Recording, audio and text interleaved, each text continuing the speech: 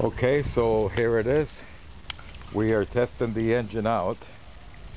I have water running through the engine block, as you can see there. I haven't hooked up the governor yet, or the alternator, or the water pump. Everything else is hooked up, and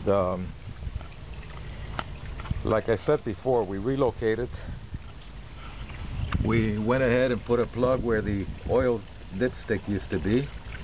We drilled a hole in the rear here, as you can see, and we relocated the dipstick tube along with the extension. So now, see, it goes all the way in, and pretty much that's it. Now let's we have it hooked up here. Feed the gasoline solenoid,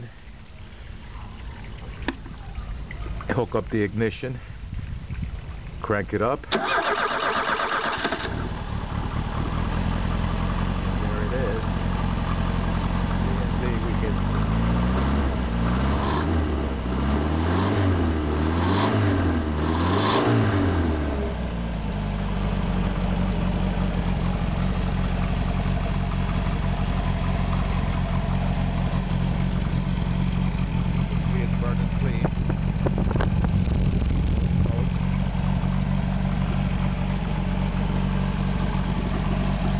flywheel in the back.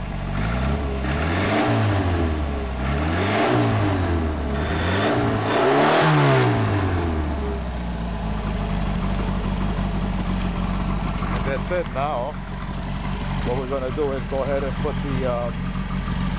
the blower, the squirrel cage blower in, hook up the alternator, as you can see it's right there, the governor, put it back in the machine, and we should be okay.